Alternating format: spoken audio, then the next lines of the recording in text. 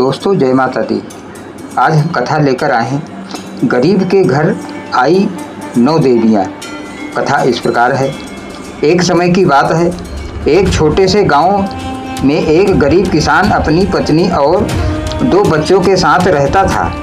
उसके पास ना तो खेती करने के लिए ज़मीन थी, ना ही घर में अनाज का भंडार। दिन भर दूसरों के खेतों में मजदूरी करता और जो कुछ मजदूरी मिल जाती उससे परिवार का पालन पोषण करता। लेकिन कई बार ऐसा भी होता कि कई दिनों तक घर में चूल्हा नहीं जलता। गांव के लोग उसे दया और उपेक्षा की दृष्टि से देखते। वो गरीब किसान फिर भी निराश नहीं होता। उसके मन में केवल एक ही संबल था, माँ दुर्गा की भक्ति। वो हर सुबह उठकर मिट्टी के छोटे छोटे दीपक में तेल भरकर जलाता और माँ से प्रार्थना करता, माँ घर चाहे खाली हो लेकिन मन में आपके चरणों की भक्ति कभी खाली ना हो। नवरात्रि का समय आया। गांव के लोग बड़े बड़े मंडप सजाने लगे। ढोल नगाड़े के साथ माँ की प्रतिमाएं बिठाई जाने लगीं। घर में उत्सव का वातावरण था, लेकिन उस गरीब किसान के घर में दीपक के अलावा कुछ न था। उसकी पत्नी उदास होकर बोली, इतने लोग धूमधाम से माँ की पूजा कर रहे हैं और हमारे पास तो चढ़ाने को फूल भी नहीं है। किसान ने मुस्कुराकर कहा, देवी को भक्ति चाहिए, वैभव नहीं।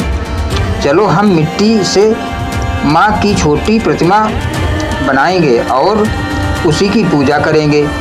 पत्नी ने भी सहमति जताई। दोनों ने मिलकर मिट्टी से माँ का एक छोटा सा रूप बनाया, आंगन में रख दिया और तुलसी के पत्ते, जल और मिट्टी के दीपक से पूजा शुरू कर दी। पहली रात जब पूजा समाप्त हुई तो अचानक झोपड़ी में तेज प्रकाश फैला। किसान ने देखा कि उसके सामने गौरी वर्ण देवी बैल पर सवार खड़ी हैं। वो थी माँ शैलपुत्री। उसके मुख मंडल से अपार करुणा बरस रही थी। किसान भयभीत होकर बोला, माँ मेरे पास आपको चढ़ाने के लिए कुछ नहीं है। माँ शैलपुत्री ने हंसते हुए कहा, वत्स तूने सच्चे मन से मुझे स्मरण किया है, यही सबसे बड़ा प्रसाद है। मैं तेरे घर आई हूँ क्योंकि तेरे दीपक की लौ में भक्ति का प्रकाश है। इतना कहकर माँ उसके सिर पर हाथ रखा और आशीर्वाद देकर अंतर्ध्यान हो गईं। किसान और उसकी पत्नी की आंखों से आंसू बहने लगे। उन्हें विश्वास हो गया कि माँ ने उनकी पुकार सुन ली। दूसरे दिन जब उन्होंने पुनः मिट्टी की प्रतिमा के सामने दीपक जलाया और जल अर्पित किया तो रात को झोपड़ी में दिव्य सुगंध फैल गई। हाथ में जपमाला और कमंडल लिए एक और देवी प्रकट हुई। वो थी माँ ब्रह्मचारिणी। उन्होंने कहा, बस तेरी साधना ने मुझे प्रसन्न किया। तेरे पास अन्न धन भले ना हो लेकिन तप और भक्ति का खजाना है। आज से तेरे घर में सदैव शांति और धैर्य का वास होगा। इतना कहकर उन्होंने आशीर्वाद दिया और आंगन में एक तुलसी का पौधा प्रकट कर दिया। किसान और उसकी पत्नी विस्मित रह गए। वो तुलसी का पौधा धीरे धीरे बड़ा हुआ और पूरे घर के वातावरण में पवित्रता का संचार करने लगा। तीसरे दिन पूजा के समय किसान ने अपनी झोपड़ी के बाहर लोगों का ताना सुना, गरीब होकर भी नवरात्रि कर रहा है। अरे देवी गरीब के घर क्यों आएंगी? किसान ने शांत होकर कहा, माँ का हृदय भक्त से जुड़ा होता है, धन से नहीं। रात को जब दीपक की लौ टिमटिमाने लगी तभी झोपड़ी के ऊपर चंद्रमा जैसा आभा मंडल प्रकट हुआ और माँ चंद्रघंटा सवारी करती हुई प्रकट हुई। उनके गले में अर्धचंद्र और हाथ में घंटा था। उन्होंने मुस्कुराकर कहा, वत्स तेरे जीवन के अंधकार अब मिटेंगे, भय और दुख पास नहीं टिक पाएंगे। उन्होंने अपना घंटा बजाया और उसकी धुन से आसपास की नकारात्मकता जैसे उड़ गई। उसी क्षण से उस गरीब किसान के जीवन में भय का साया हट गया। चौथे दिन किसान ने जैसे तैसे कुछ जंगली फूल इकट्ठे किए और माँ को अर्पित किए। पूजा पूरी करने के बाद वह सो गया। आधी रात को झोपड़ी में प्रकाश ऐसा फैला मानो 1000 सूरज एक साथ चमक रहे हों। माँ कुष्मांडा प्रकट हुई। उनके तेज को देखकर किसान और उसकी पत्नी दंग रह गए। माँ ने मुस्कुराकर कहा, मैं सृष्टि की रचयिता हूँ। तेरे घर में भले ही अन्न न हो, पर तेरे मन में भक्ति है।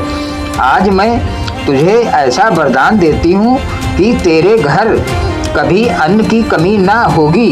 उन्होंने अपने कर कमल से एक लौकी किसान को दी और कहा, जब तक यह तेरे घर में रहेगी तब तक भूख का कष्ट नहीं होगा। और सचमुच अगले दिन से जैसे किसी अदृश्य शक्ति ने किसान के घर अनाज पहुंचाना शुरू कर दिया। कभी कोई पड़ोसी रोटी देकर जाता, कभी कोई अनाज का दाना, और धीरे धीरे घर में अन्न का भंडार बढ़ने लगा। 5वें दिन जब किसान पूजा कर रहा था, तभी उसके दोनों बच्चे भूख से रोने लगे। किसान की आंखों से आंसू बहने लगे और उसने माँ से कहा, माँ इन मासूमों पर दया करो। तभी झोपड़ी में एक अद्भुत प्रकाश फैला और माँ स्कंद माता अपने पुत्र कार्तिकेय के साथ प्रकट हुई। उन्होंने बच्चों को अपनी गोद में उठाया और कहा, वत्स, अब तेरे आंगन में कभी भूख नहीं रोएगी। तेरे बच्चे स्वस्थ और प्रसन्न रहेंगे। इतना कहकर उन्होंने बच्चों को आशीर्वाद दिया। उसी दिन घर में बच्चों को भोजन की कमी महसूस नहीं हुई। 6ठे दिन जब किसान खेत से लौट रहा था, तब गांव का साहूकार उससे बदतमीजी करने लगा। साहूकार बोला, तू गरीब होकर देवी की पूजा करता है, अब तुझे इसका परिणाम भुगतना पड़ेगा। किसान चुपचाप सुनता रहा और मन ही मन माँ को याद करता रहा। उसी रात माँ कात्यायनी सिंह पर सवार होकर प्रकट हुई। उनके हाथों में शस्त्र चमक रहे थे। उन्होंने कहा, बस तू अब चिंता मत कर, मैं तेरी रक्षा करूंगी। अब से कोई भी तेरे साथ अन्याय नहीं कर पाएगा। सचमुच अगले ही दिन साहूकार को अचानक तेज बुखार ने घेर लिया और उसने किसान से क्षमा मांग ली। 7वें दिन झोपड़ी के चारों ओर घोर अंधकार छा गया। पत्नी घबरा गई और बच्चों को अपनी गोद में छिपाने लगी। तभी उस अंधकार को चीरते हुए माँ काली प्रकट हुई। उनका रूप भयंकर था, लेकिन उनकी आंखों में करुणा छलक रही थी। उन्होंने कहा, वत्स, डर मत, मैं तेरे घर से हर प्रकार का भय दूर करने आई हूँ। अब तेरे द्वार पर ना कोई विपत्ति आएगी, ना ही कोई शत्रु। उनके आशीर्वाद के बाद झोपड़ी के चारों ओर एक दिव्य आभा मंडल बन गया, जो सदा उसकी रक्षा करने लगा। 8वें दिन माँ महागौरी प्रकट हुई। उनका रूप चांदनी जैसा उज्जवल और शांत था। उन्होंने किसान की पत्नी को देखा और कहा, वत्स, अब तेरे जीवन में सौभाग्य और सुख का वास होगा। तेरे घर का हर कोना पवित्र रहेगा। उन्होंने झोपड़ी के अंदर हाथ फैलाए और देखते ही देखते झोपड़ी का रूप बदल गया। वो बाहर से साधारण थी, लेकिन भीतर से किसी मंदिर की तरह दिव्य और श्वेत आभा से भरी हो गई। नवमी की रात किसान ने सच्चे मन से अंतिम बार दीप जलाया। उसके मन में एक ही प्रार्थना थी, माँ चाहे धन ना दो, पर भक्ति को स्थिर रखना। तभी झोपड़ी में माँ सिद्धिदात्री प्रकट हुई। उनके हाथों में सिद्धियाँ और रिद्धियाँ थीं। उन्होंने कहा, वत्स, तूने कभी धन नहीं मांगा, केवल भक्ति मांगी। इसलिए मैं तुझे आशीर्वाद देती हूँ कि तेरे घर आने वाला हर व्यक्ति शांति और सुख पाएगा। ये स्थान भक्ति और श्रद्धा का केंद्र बनेगा। माँ के अंतर्ध्यान होने के बाद किसान का घर गांव के लिए एक तीर्थ जैसा बन गया। लोग वहां आकर दीप जलाते और मनोकामना करते। पहले जो लोग उनका मजाक उड़ाते थे वो अब श्रद्धा से उसके चरणों में बैठते। किसान फिर भी वही रहा, सादा संतोषी और माँ के चरणों में लीन। उसके जीवन में वैभव नहीं आया, लेकिन भक्ति, सुख और संतोष का महासागर उमड़ पड़ा। आज भी गांव में ये कथा सुनाई जाती है कि गरीब के घर 9 देवियां आईं। लोग कहते हैं कि जब सच्चे मन से माँ को पुकारा जाए तो वो स्वयं चलकर आती हैं, क्योंकि भक्ति का दीप जब जलता है तो देवी स्वयं उस लौ में प्रकट होकर भक्त के द्वार पर खड़ी हो जाती हैं। जय माता दी।